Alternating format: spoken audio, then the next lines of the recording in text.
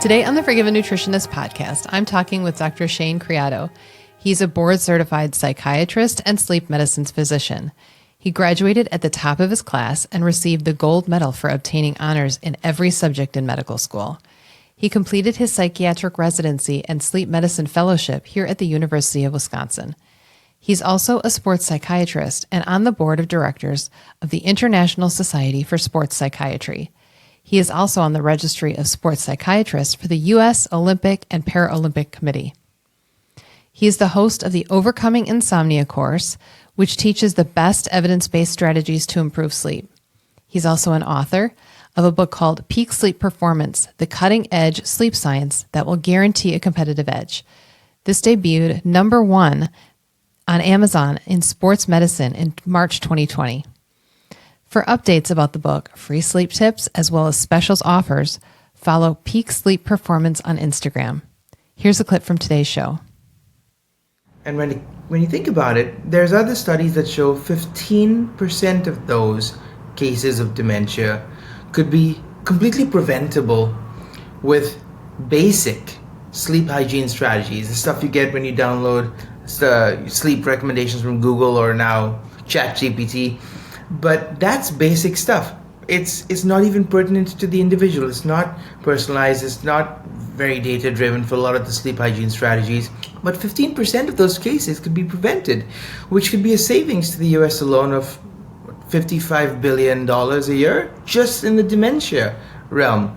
But it's also a major risk factor for heart attacks, strokes, diabetes, cholesterol issues, cancers. So the potential to really change the world through personalized, data-driven sleep strategies, reducing healthcare costs globally, is my passion. Hey everyone, just a quick break to show some gratitude to our sponsors and give you some special deals. BrainMD nutraceuticals are high-quality supplements specifically designed to support and enhance brain health. Developed by Dr. Daniel Amen and his team of experts, these supplements use carefully selected ingredients backed by scientific research to promote cognitive function, mood stability, and overall mental wellness. BrainMD's commitment to purity and efficacy assures that their supplements provide targeted nutrition for the optimal brain performance and long-term brain health. Be sure to click my link in the show notes. Thank you so much for being on today, Dr. Creado. It's a pleasure to be here. Thank you for having me, Wendy. Well, before we start talking about sleep, which is the main topic of what you're here for, why don't you tell my listeners a little bit more about yourself? All right. I'm Shane Creado, a board-certified psychiatrist and a sleep medicine doctor, and the author of the book Peak Sleep Performance for Athletes. So in addition to doing integrative psychiatry at Amen Clinics, I'm also a sports psychiatrist, and I'm on the board for the International Society for Sports Psychiatry. My subspecialty is using sleep strategies, evidence-based sleep strategies, to boost performance, whether sports performance, cognitive performance, improve emotional and mental well-being, and also preventing, not just treating issues, and perhaps preventing downstream effects of bad sleep, what I like to call the cascade of catastrophe. So there's going to be a lot to talk about, and I'm happy to get started. Well, one of the first questions is, it's a general question. Why is sleep so critical for our overall health? Because I know a lot of people, I hear a lot of people use the phrase, I'll sleep when I'm dead.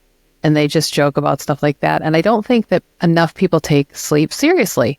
So why is sleep so critical? Well, to those people, I will say that they will unfortunately die sooner if they have that attitude, because that's what the data shows, that sleep problems are directly related to the 10 most common causes of death and disability worldwide.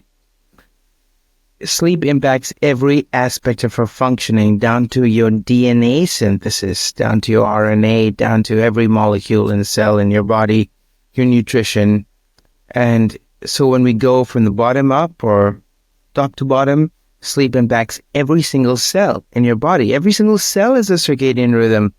So if you aren't getting the right kind of sleep, it's going to have a horrible downstream effect. So there's good news and there's bad news, Wendy. The good news is that sleep is a modifiable risk factor for the 10 most common cause of death and disability in the world. And it's free. I always like to say that the greatest gift God has given humanity is sleep. He just forgot perhaps to give us a user manual, which is, where we come in and the book comes in, and helping people listen to podcasts like yours and get good information, because we can be flooded with a lot of information online, but thirsting for that wisdom, right? What's wrong? What's right? People say this, people say that. So that's what this is all about. Sleep impacts every one of the bright minds risk factors that Dr. Amen talks about, whether it's blood flow to the brain, the B in the bright minds, aging, more rapid aging, direct correlations with dementia. One example is that independent studies have said that dementia costs the US alone around $360 billion a year. Wow. And that's a massive, massive problem, a huge burden on our infrastructure and our expenditures. And when you think about it, there's other studies that show 15% of those cases of dementia could be completely preventable with basic sleep hygiene strategies, the stuff you get when you download sleep recommendations from Google or now ChatGPT. But that's basic stuff. It's not even pertinent to the individual. It's not personalized. It's not very data-driven for a lot of the sleep hygiene strategies. But 15% of those cases could be prevented, which could be a savings to the US alone of $55 billion a year just in the dementia realm. But it's also a major risk factor for heart attacks, strokes, diabetes, cholesterol issues, cancers. So the potential to really change the world through personalized, data-driven sleep strategies, reducing healthcare costs globally, is my passion. So it impacts every one of the bright minds risk factors. We can talk about any of those. Health of sleep impacts it, but also all the top 10 causes of death and disability. So I think it's critically important to understand how your sleep works and what to do to regulate it better so that it serves you and your loved ones. Yeah, many years ago, when I had just started my health journey, it was right before my dad was diagnosed with diabetes, and then my husband was diagnosed with diabetes. And soon after that, I was like, that's when I really learned that how much sleep really impacted blood sugar levels as well. And it's just such an important thing that I just don't think that we take it for granted when we are able to have good sleep. And then when you're not able to have good sleep, I think we learn too many unfortunate bad crutches, kind of like when you have a detour, you get stuck going down a detour, and you never go back to that road, the correct road that you're supposed to be on again. And so, people can get their sleep out of whack. And you mentioned circadian rhythm before, and that's a new thing that I think that people don't understand, that there really is a circadian rhythm. And so maybe you could explain a little bit about what that is too, because I don't think that people really think that that's a thing. I like what you said about being out of sync, because every cell in our body has that cyclical rhythm that goes with daylight and nighttime. So in fancy words that we use in medicine to sound like we're smart, we call it the circadian rhythm. It's basically the light and dark effect on our cells. So when we wake up in the morning and there's sunlight shining, the light suppresses the sleep hormone melatonin. And when melatonin is suppressed, you feel more alert and awake. And as the day progresses and the sun sets, darkness ensues. And with darkness, melatonin is released that makes us sleepy. And some people are night owls, some people are morning birds, and some people are middle of the road folks. And if you know what your circadian rhythm tends toward, it's not always going to be the best in case you have to wake up early for school or work and you're a night owl. Well, you can shift the rhythm to anything you want, and that's one of the things I do. Your rhythm can be thrown off with shift work or variable sleep schedules, what people now like to call social jet lag. I hate the term because it's too callous. The WHO, for example, has designated shift work as a probable carcinogen. I'm not the biggest fan of the WHO, but here they do have a point. Direct correlations with shift work and prostate cancer, colon cancer, breast cancer. Also, they've done studies on daylight savings time. When we lose an hour of sleep in the springtime, the next day there's a 20 to 25% increase in heart attacks the next day with 1 hour of sleep loss. And the opposite is true for the fall. So just an hour here or there can make a huge difference in the long term. And that's why it's so critical to be in sync with our circadian rhythm. Yeah, and so you just explained the role that light exposure can kind of play, and then you also touched on the social media aspect of it as well. And I don't think that people really understand that cell phones can really play a role in how well your body naturally just wants to wind down at the end of the day. And that's why a lot of people will say, an hour or two before bed, definitely cut yourself off from at least social media or the cell phones and things like that. Even with, I think, the blue blocking glasses that they have and things like that. I'm not sure how you feel about those, but it can still, to me, from what I understand, my caution is I think it's still going to get through. What do you think about the blue blocking glasses and things like that? Yeah. So, I won't tell you how I feel about them. I'll tell you what the data shows. So, okay. That's better. All sorts of light effects are melatonin. Blue light reduces the melatonin the most. So blue light has the biggest impact on a potential for sleepiness. More blue light, less melatonin, more potential for sleeplessness. But all spectra of light effect are melatonin. That's number one. Number two is, it's not just the light of our devices that's an issue. It's also EMF exposure, electromagnetic frequencies, which are emitted by Wi-Fi routers, microwaves, cell phones. Some folks are more sensitive to these things. And if they are more sensitive, they're going to have a harder time sleeping. The third thing is that what are you doing on your phone? What are you doing with the TV? You're obviously doing something exciting. You wouldn't do something boring late at night unless you were working with me and I told you you'd have to do something boring to wind down. So that exciting stuff that we're doing on our phone or looking at the news, which also can be stressful. So if it's exciting or stressful, it increases your dopamine or your stress hormone levels and adrenaline, and that's going to keep you up as well. So gadgets are to do with blue light and all light, dopamine and adrenaline, and also the act of doing something in bed that's not related to intimacy with your spouse or just sleep. Because then your brain thinks, oh, I'm on the bed again. What am I supposed to do? Am I supposed to pick up my phone and scroll through Instagram or TikTok? Or am I supposed to watch TV? Or am I supposed to read that spicy romance novel? Like, you're going to confuse your brain. It's called classical conditioning in psychology. We don't want to do that to our brains. And if we do that to our brains, we've got to break that connection. A final point with the blue light is people say, well, I'm using night mode on my phone or using blue light blocking glasses.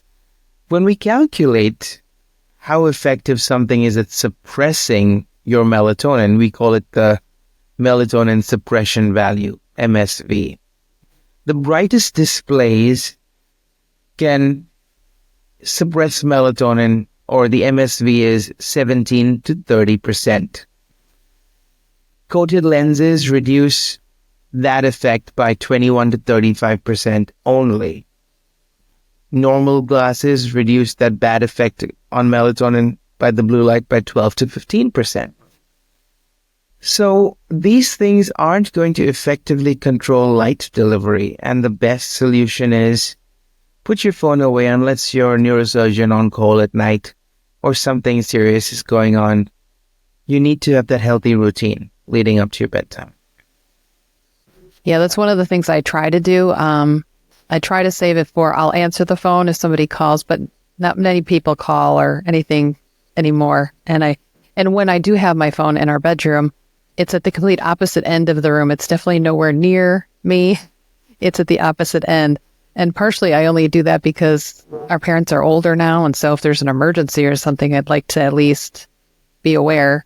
But yeah, I like to, and when I talk with my clients too, I try to get them to kind of evaluate, okay, what is their current sleep habit? And I try to have them think about little things like that, because I don't think a lot of people, I think they just think about literally going into bed and then literally waking up. I don't think they think about things that they have to do beforehand to help them to go back asleep at a good time the next night or wake up refreshed. You're doing it right and you're helping your clients. A lot of coaches, health practitioners don't really assess or truly address sleep issues or unhealthy sleep patterns, or work with their clients to overcome barriers to simple strategies that can throw that rhythm off that we described earlier. So you're doing it exactly right. Most people think their brain is a light bulb that can be switched on or off. It doesn't work that way. I always tell my patients and the athletes I work with that your day begins the previous evening. Yeah, that's well said. And I don't think enough people think about that. And I think sometimes I don't think about that, especially when you get in a routine for how your week is going or your day is going. And I don't have little kids anymore, but I remember what it was like when you have little kids in the house too. It's definitely hard to, especially when you finally get them to bed, you've got 10 other things that you still have to do before you can finally hopefully sit down at the end of the day. And by that time, it's time to go to bed. And so you've already been still ramped up and your body hasn't had a chance to unwind. Absolutely right. So here's an interesting question for you that I know that I'm not always the favorite person when I talk with my clients about this, but what do you think about alcohol and how that affects your sleep? Alcohol is great if you want to have terrible sleep. Yes. It has a lot of effects that people don't realize. And the way I'd like to summarize it without belaboring the point is as follows. One, alcohol is a central nervous system depressant, so it might wind you down and relax you. It might be an escape for a lot of people who have very stressful lives.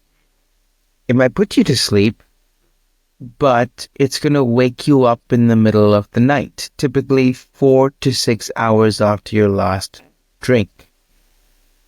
Because it works on a principle called zero-order kinetics. Again, more fancy words in medicine, but basically it bounces off your brain in 4 to 6 hours, and then those brain receptors go into the opposite. So they flip into on mode or slight anxiety mode, which will wake you up out of sleep. So it's going to worsen middle of the night awakenings.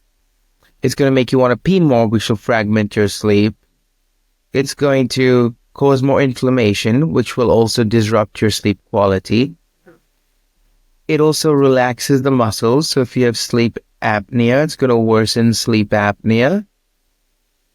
And of course, alcohol will mess with your blood sugar levels and blood sugar regulation, and that's going to affect your sleep as well. Then not only does it bounce off your receptors, but when it does bounce off your receptors, your stress hormone levels will increase, cortisol, and those will wake you up. And alcohol, we've seen on the SPECT scans that we do at Amen clinics, really with binge drinking or daily drinking for a while, the same patterns we see on folks who have really bad sleep apnea The same patterns we see in those with head injuries, multiple head injuries, like my athletes who are in contact sports. They're the same patterns we see with alcohol use. So alcohol is essentially pouring acid on those areas. They really damage those areas badly. And so for all those reasons, I think alcohol is a terrible idea as a sleep aid. Wouldn't recommend it. Yeah. And it's such, you kind of touched on it before where you said it's free, to get your sleep. There's a lot of things that you can do. It's that even are simple. They're not going to be easy, especially when we have habits that we need to work on breaking ourselves and just getting into new routines. And, since we live in a world now where everything is so easy and comes so rapidly, I think that people really need to realize is that it's going to take time also for you to get back into a good sleep rhythm and routine. It's definitely not going to happen overnight or even in a few days. I mean, you might get lucky, but yeah, it's going to take some time when you have some poor sleep habits and routines and getting back on track, I think. Oh, 100%. It's like I tell my athletes, surely you didn't stroll into a gym one day and then expect to be in the Olympics the next day. It's about retraining your brain to remember what quality sleep looks like. How do you synchronize those circadian rhythms with your homeostatic rhythms or sleep need, sleep thirst, so that they work more like a symphony and less like a cacophony. Yeah, that's wonderfully said too. The body is a beautiful symphony, isn't it? Everything dances together and we just have to help it. Absolutely right. So you mentioned sleep apnea. Why don't you touch on what that is? Because I think that people may have, there's, from what I understand, and I'll call it various different types of sleep apnea or different things that can happen for sleep apnea. So I think that people maybe just associate it with just wearing a sleep mask, and maybe they don't really understand what possibly could be going on and why they need that sleep mask. And people may not even realize that they need a sleep mask or have sleep apnea because, their brother Bob wears that one and he doesn't have any of the same symptoms. Right. Well, sleep apnea or obstructive sleep apnea is a type of sleep apnea. There's central sleep apnea. The most common type is obstructive sleep apnea. Apnea means a pause in your breathing. Sleep apnea while you're asleep. So essentially, the airway may close off periodically during the course of the night, leading to less oxygen being delivered to the lungs and vital organs, but also if your brain feels like it's suffocating periodically during the course of the night, it's going to want to wake you up, set you breathe, get some air in your lungs. And if it wakes you up for less than 3 seconds and you go back asleep, you won't even be aware of the fact that you woke up. But there's more. If your brain thinks it's suffocating, goes into danger mode, stress hormone levels go up. Sleep apnea has been shown to be directly associated with those 10 top causes of death and disability in the world. And it's a big problem because the older we get, the more likely you are to have sleep apnea because the airways get floppy. Additionally, obesity, all right? So we have an aging population, we have an obesity pandemic, the true pandemic. And with those things, floppy airways, thick tongues, things get tight in there and you're going to have difficulty breathing. Sleep apnea costs the U.S. economy around $150 billion each year. And there are studies and metrics that are used by private equity and big banks to figure out where to allocate funds and make more money, basically. They've looked at various studies and the impact of sleep apnea on the quality of life. Besides the fact that your partner's quality of life is going to be ruined because you might be snoring really loudly and they may want to kill you in your sleep because it's too much to bear. But There's a 40% decline in workplace absences when sleep apnea is treated. A 7.5% increase in productivity after sleep apnea is treated. We spoke about alcohol. 31% of respondents who have had their sleep apnea treated have fewer alcoholic drinks because sleep deprivation, sleep problems, more cravings, less willpower.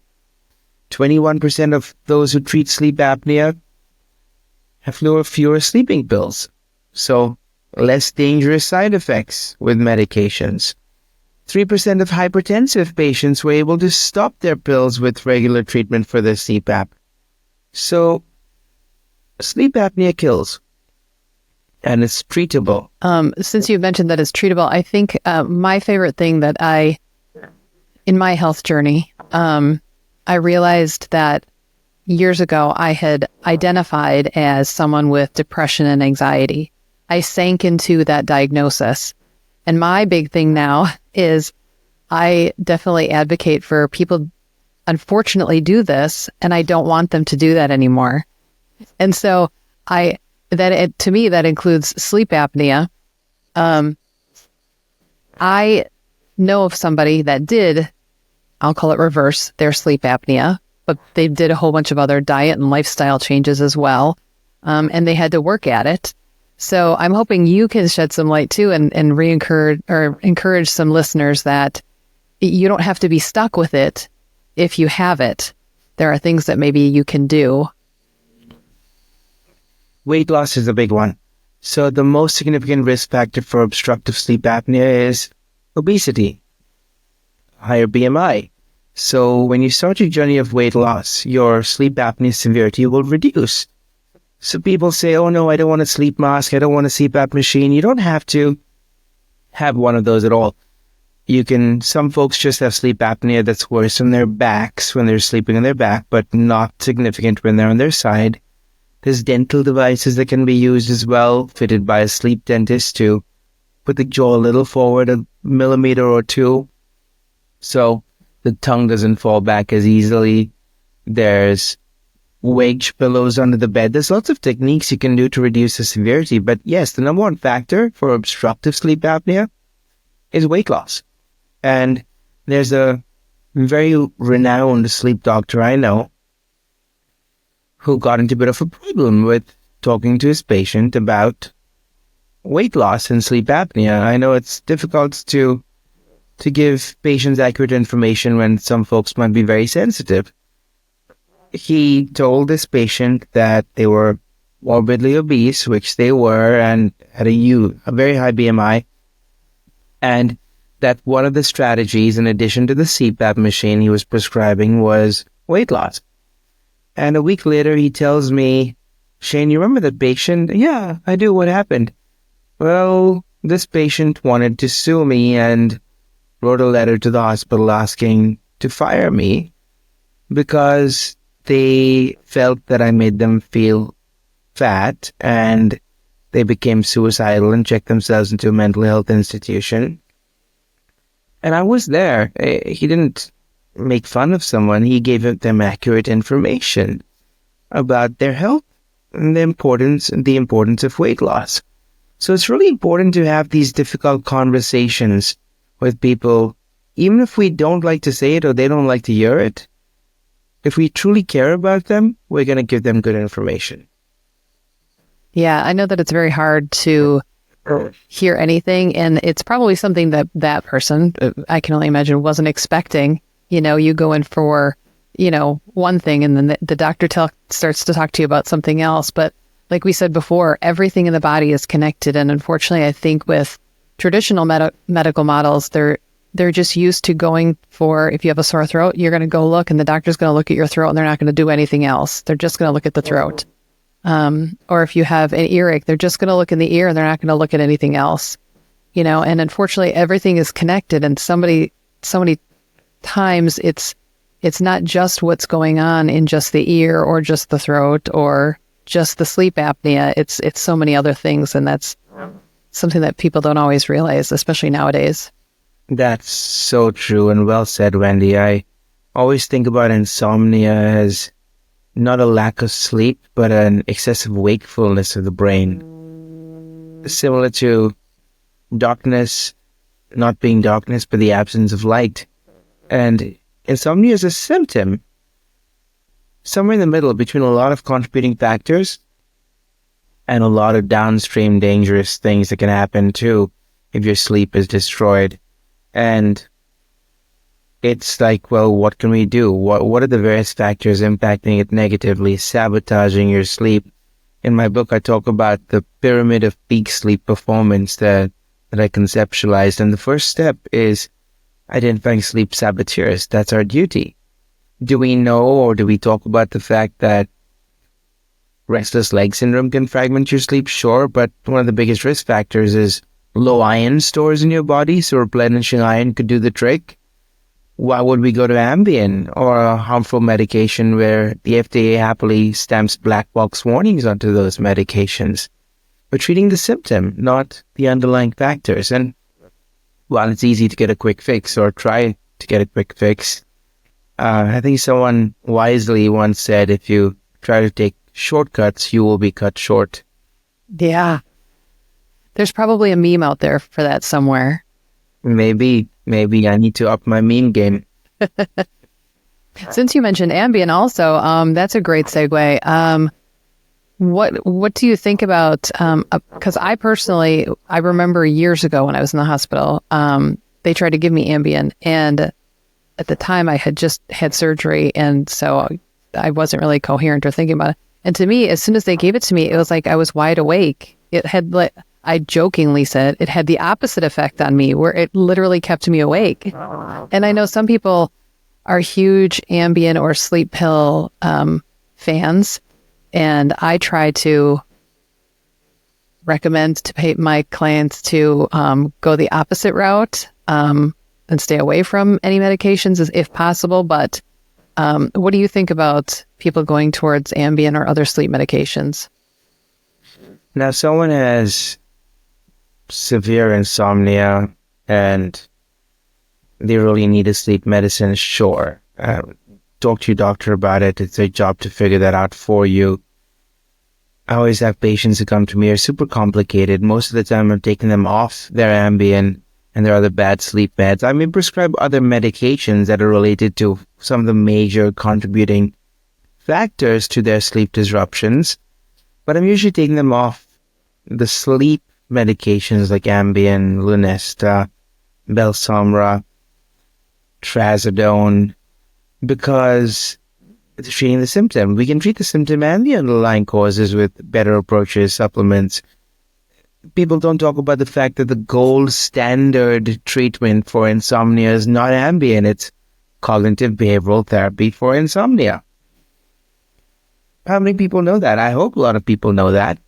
But Ambien, I don't like. I don't like the benzodiazepines or clonazepams of the world, because benzodiazepines are associated with worsening sleep apnea severity, but massive addiction potential. In the elderly, you increase their risk of risks and falls, and oftentimes in that population, a hip fracture is a death sentence. Benzos work on the same receptors as alcohol does, and we know the damage that alcohol does to our body already. And it's hard to get off those medications. You can be stuck on those for a long time, and suddenly stopping them can lead to seizures or sudden death. So it's really hard to get out of that vicious cycle once you're on something like a benzodiazepine. People try over-the-counter medications like Benadryl. Benadryl can worsen restless leg syndrome, can fragment your sleep. Benadryl can also block histamine, that's why you feel sleepy, but also block the memory neurotransmitter, acetylcholine. And so, are you going to increase your risk of dementia in the long term? So, there's a big difference between being knocked out by a medication like a carpet bomb rather than a series of precision strikes. That's the way I look at it. And if you're waking up with 8 hours of sleep thanks to a medication or 2 or 10, and you're waking up feeling like crap, that's not quality sleep. That's not a win. That's misery. Because you need sufficient deep sleep and sufficient dream sleep, and you need to wake up alert and refreshed and restored and function well throughout the day, cognitively, mentally, emotionally, physically, whatever the tasks might be. Otherwise, you're not winning. Yeah, I recently, and I know how you feel about the Aura Ring, but or I know what you think about what the studies show about the Aura Ring, I should say. But I did purchase one mainly because I hit menopause last year, and I was struggling with my sleep, and that's the real main symptom that I noticed. Plus, I was also suffering with Lyme disease, so that was the main symptom that I really noticed, and so for me, I just wanted to use it as kind of general picture to see if, how things were going, because I know how I was feeling, but I wanted to see, and I know that the Aura Ring does not track everything correctly for me, that's for sure. But like I said, I'm just using it as a general picture to kind of get an idea as to what my body's doing. And so can you tell us, because it says that it tracks, like your deep sleep and your REM sleep. So can you kind of go over some of the differences and what you need or what you should have, or approximately what you should look for, or what your body should be doing, I should say, on an average night for sleep for each of those? Yeah. Well, you're using the Aura Ring, and that's absolutely fine. Not opposed to any wearables, but it depends on what you do with those wearables. A lot of folks look at these wearables as a be-all and end-all that is gospel truth, and it's not. These wearables, if they were so accurate, then the FDA would approve of them. They'd apply for FDA clearance and approval, and then insurance would cover them. They're not doing that. So that's number one. Number two, if it's a rough measure of total sleep and total wakefulness, sure. Because then you're testing it against yourself and comparing it with how you sleep and how you feel.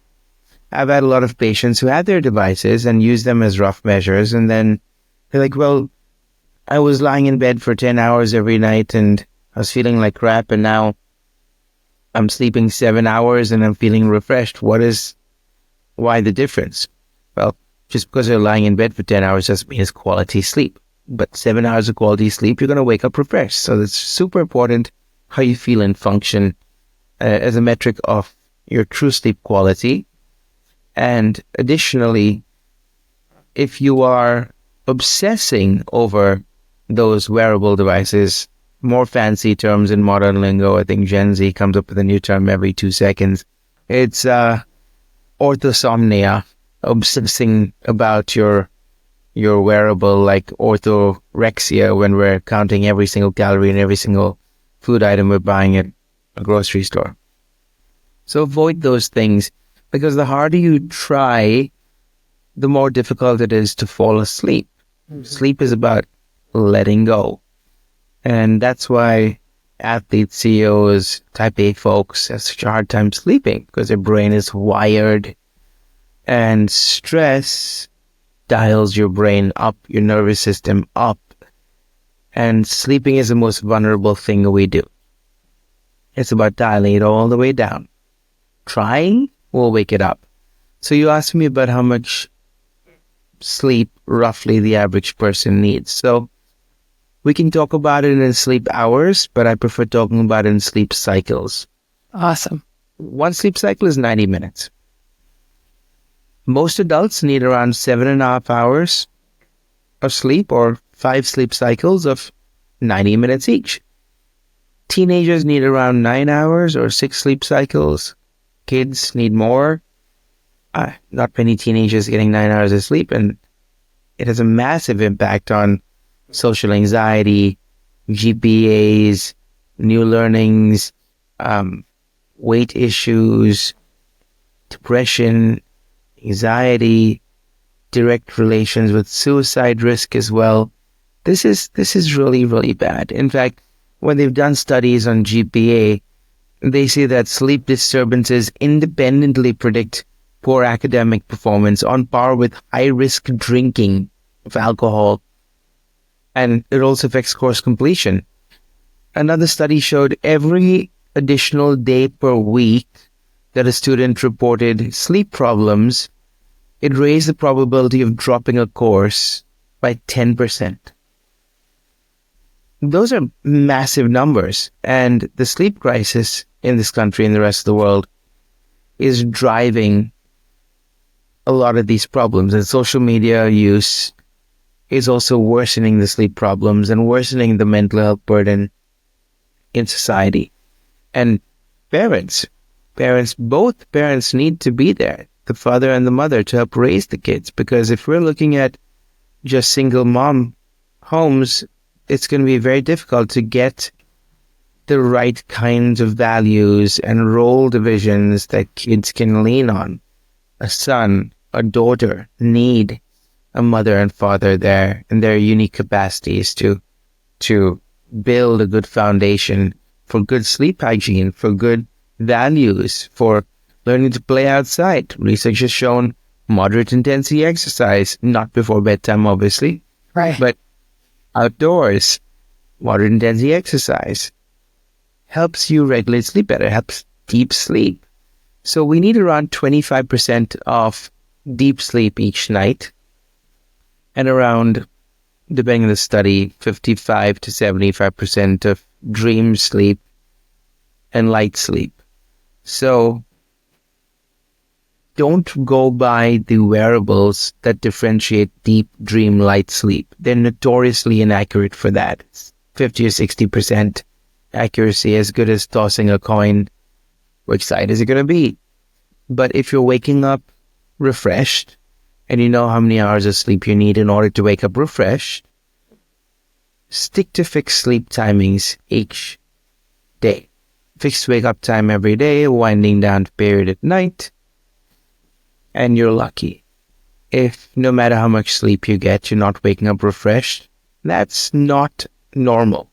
That's a big problem, and that needs to be evaluated, because then every night that you're getting bad sleep, you're increasing your risk for all those horrible things we mentioned earlier. Heart attacks, strokes, dementia, cancer, sudden death, inflammation.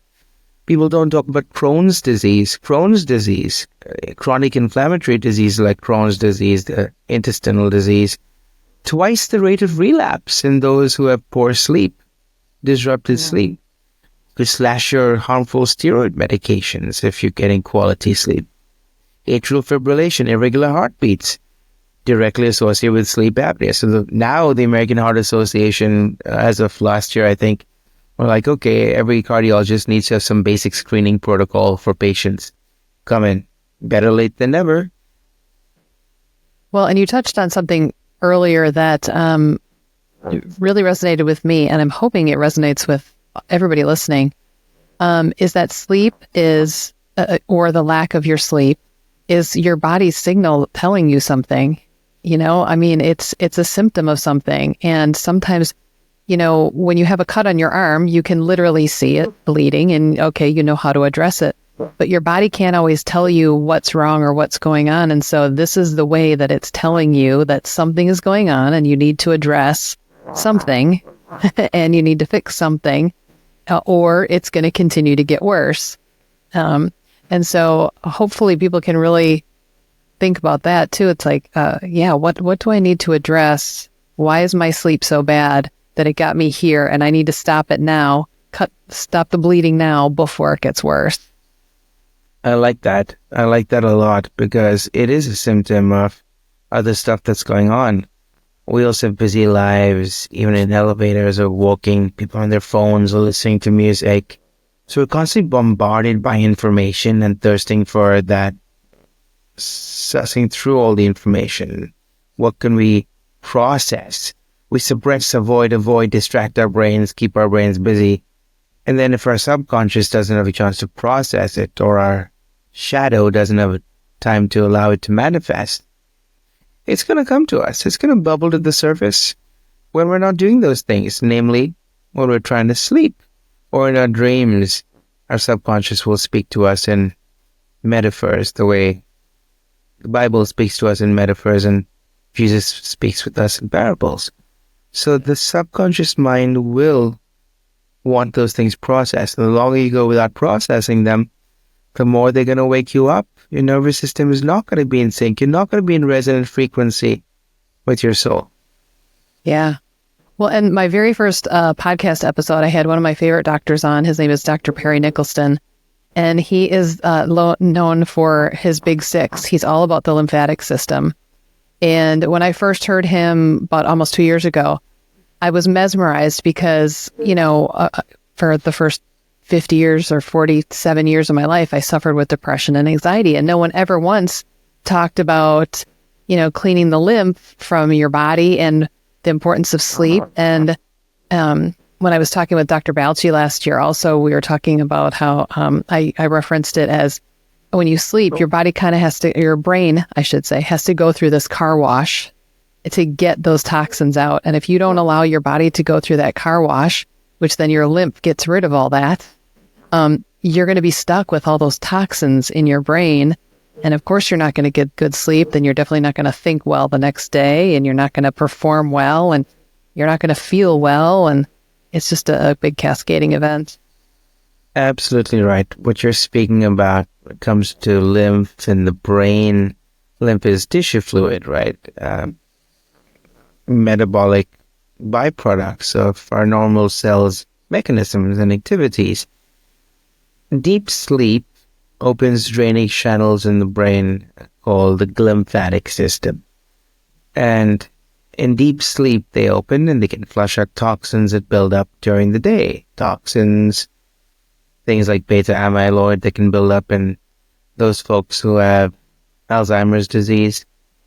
So if we're not getting enough deep sleep, those systems can't really function properly, and it can cause all the sludge to build up in your brain, which can lead to cognitive problems, brain fog, maybe dementia down the line as well. So it's really important to get that quality sleep, enough deep sleep, to get those drainage channels moving the lymph and the toxins out of the brain each night. That's where sleep can be truly restorative. Yeah. I noticed recently I started some biofeedback in my practice. And I know that at the Amen clinics, we refer out a lot for biofeedback and neurofeedback. And again, I do biofeedback. And I noticed recently that I feel like since I've started practicing on myself before I was doing it to my clients, I really noticed that my sleep has kind of changed, but I felt different during the day as well. And I know that has to all do with the sympathetic system and the parasympathetic system. And so can you maybe touch on what biofeedback or neurofeedback and how that might help people with their sleep? Yeah, well, you do it. I don't do it in the clinic. So how about maybe, Wendy, you touch on briefly what biofeedback and neurofeedback is, and then I can, tag team and tell you how it helps people with their sleep or anxiety and how it helps their brain waves get into the right frequency. Well, much like earlier when I talked about, I had one practitioner describe it to me, and this is kind of what I use now for my clients. It's much like you're doing anything, whether you have, a broken leg and you're kind of hobbling around a little bit more, you always put more weight on the other leg. We get kind of used to doing that, or we start driving down a detour instead of going back on the regular road that is all good and ready to go. But people are just so used to driving down that detour because we've compensated, much like when we limp on the other leg and we put all the weight on the other leg. So what biofeedback kind of does is and neurofeedback, it kind of helps you get back on that regular road. And the nice thing is it really helps you reduce a lot of stress in your life, which helps you then reduce a lot of inflammation. And I think that's really where the stress part, because again, I'm getting older and my family's getting older. And so, we have aging parents and my kids live in different states. And so, that's where the stress all comes in. So I think I'm able to easier to handle some of the stress. But the nice thing with neurofeedback and biofeedback is you get to literally see it on the screen, your results. You can see how when you're tense or you're stressed, and then you can see how you can literally change your body's rhythms and how your body and brain act and talk to and communicate with each other to relax and go back into that parasympathetic mode where you're more relaxed and calm instead of anxious and nervous. That's so well described. That's a snippet in itself. That's brilliant. And that is precisely why it's so beneficial for sleep. I always say neurofeedback in the right hands is a very good tool, but in the wrong hands, it could not be very effective. But in the right hands, you see what brainwaves someone has, you see what balancing you need to bring about in the brain, and when you get the right balance, you can truly allow them to tap into calmer wavelengths so that they can wind down their emotional thermostat effectively so that they can fall asleep better and stay asleep better and wake up more recharged rather than try, and there's a block. They try to force the issue. The brainwaves aren't syncing up. And there's a blockage. It might be a mental or an emotional or something else going on. And biofeedback helps you dial that emotional thermostat a bit back down. So since we're at the end of our session, before we finish up, I just have a few more quick questions for you. What would you kind of give somebody for advice if they are either having trouble falling asleep versus those who fall asleep fine, but then they wake up in the middle of the night for some reason? Okay, so if you have trouble falling asleep, I'd say start off with a fixed wake-up time every single morning and give yourself an hour before your desired bedtime to wind down properly. It can mean anything you want. It can be prayer, it can be meditation, it can be yoga nidra, progressive relaxation techniques, it can be stretching, it could be writing down your to-do list or your worry list or journaling, something non-stimulating, warm shower, sauna, brushing your teeth. A nice winding down routine an hour before your desired bedtime. Dimming the lights, make it romantic with you and Dave. Do whatever you want to do that has a nice progressive flow to it, a routine. And that'll help you fall asleep because it's going to wind down your brain. Most commonly, people have trouble falling asleep because of hyperarousal. Their brain is really wakeful. It's go, it's in work mode. And typically avoid any stressful conversations with your spouse or anything like that, or look at the news, or avoid the news, please. It's always bad. Unless you're looking at the goodnewsnetwork.org or something. No affiliation with them, but they have nice news, so why not look at that before going to bed? But again, screens are a bad idea. Staying asleep is a major concern as well. Most people have issues staying asleep if they've had alcohol, as I described earlier. Their brain wakes up in the middle of the night. Sleep apnea will wake you up in the middle of the night because you have more dream sleep in the later half of the night, and dream sleep relaxes the muscles, so sleep apnea gets worse. It can wake you up out of your sleep. If you have nightmares or you have a busy brain during the day, dreams are also produced by the temporal lobes of the hippocampus that also have working memory at play. So anything you're worried about during the day might wake you up in the middle of the night. Hypoglycemia or low blood sugar. So if you've had a meal several hours before your desired bedtime, you might have low blood sugar in the middle of the night. And so your body says, oh no, low blood sugar, let's pull out some glycogen from the muscles, and I need stress hormones like cortisol to do the trick. So that might worsen it. Temperature, your body temperature and heart rate are around the same as when awake in dream sleep in the later half of the night. So keep a few light sheets to peel off in case you feel too hot in the middle of the night. Hormone imbalances can affect you in the middle of the night. Also, certain infectious diseases can affect you in the middle of the night, like Lyme and associated illnesses. You might have chills, wakefulness in the middle of the night. So there's many different factors. Stay hydrated, because less hydration, more stress hormone. Avoid fast carbs and sugars and processed foods. Those can worsen inflammation, can worsen reflux. So stick to clean protein. Grass-fed meat is best, and slow carbs. And it's going to provide you more sustained blood sugar levels through the night. So those are a lot of the common things that people miss, but easily fixable. Yeah, that's what I love. I find that not just working at the Amen clinics, but over the years, I've learned a lot about how, and I mentioned it earlier, how there's a lot of simple things out there. It's not going to be easy because a lot of times we have to reprogram ourselves. But there's a lot of simple things out there that we can use to take back our health that don't involve medication of any kind. And a lot of times, like you said, they're totally free. We just have to adjust our mindset and our willingness to try. That's the biggest thing. That's so important. And if people don't know this as well, medications are the third leading cause of death in this country. I'm not against medications, but I think it's a problem when we think every issue can be fixed with just a medication. Then it's like someone saying, the famous quote, right?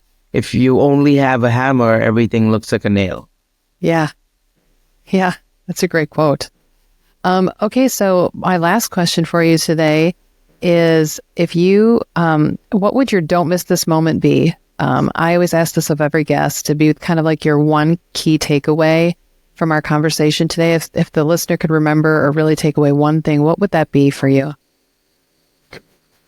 You always talk about going on vacations, taking a break. I've thought about more like a sabbatical, but allow every night to be your mini vacation. Allow your sleep to be blocked off as your mini vacation every night. And allow your bedroom to be your cave. Cavemen and women thousands of years ago probably didn't have flat screen TVs in the cave, or big windows, or bright lights. So treat your room as a sacred place, as a cave, and your sleep as your mini vacation each night. Block it off, protect it religiously, because if you do so, you're going to be a better person, a better spouse, a better parent, a better employee or business owner. You'll be nicer to people as well, and the research bears that out. Just kind of a cool thing to do in the right context. So, mini vacation, your sleep every night. Get it. I love that. So at the beginning, when I did your introduction, I mentioned where people can find you or follow you. But why don't you tell them where they can find you and follow you, and maybe get your book as well? Absolutely. So the name of my book is Peak Sleep Performance for Athletes. It's on Amazon and Kindle, and it's all the strategies I use with my Olympic athletes for anyone to have access to if you want to improve your quality of life. Because sleep is foundational. You may be eating healthy, exercising regularly, trying to battle the nanoplastics we're inhaling every day. But if you're not optimizing your sleep and synchronizing your rhythms properly, everything else is going to be a struggle. So sleep is a foundational pillar of overall health and brain health. So the book has all the strategies that anyone can use, and you can find me, preferably don't follow me, that's a little strange, but you can find me on Peak Sleep Performance. That's my Instagram handle. And I do sleep consults, do a lot of content, as you know, and I just want to say it's been an absolute pleasure seeing you today, Wendy, and thank you so much for having me. Oh, thank you for being a guest. You were the perfect person to have for sleep. I had not had anyone for sleep, and so I'm so glad it was you. Thank you. I'm humbled and grateful. Thank you. BrainMD nutraceuticals are high-quality supplements specifically designed to support and enhance brain health. Developed by Dr. Daniel Amen and his team of experts, these supplements use carefully selected ingredients backed by scientific research to promote cognitive function, mood stability, and overall mental wellness. BrainMD's commitment to purity and efficacy assures that their supplements provide targeted nutrition for the optimal brain performance and long-term brain health. Be sure to click my link in the show notes. If you want to continue learning and hearing all things nutrition for your mind, body, and soul, click like, subscribe, or favorite me on whatever podcast platform you use, or you can find me at forgivennutritionist.com. This podcast was designed to educate, inspire, and empower you to achieve your health and wellness goals. It is not meant to diagnose or treat any illness or medical condition or take the place of any treatments from your current healthcare providers.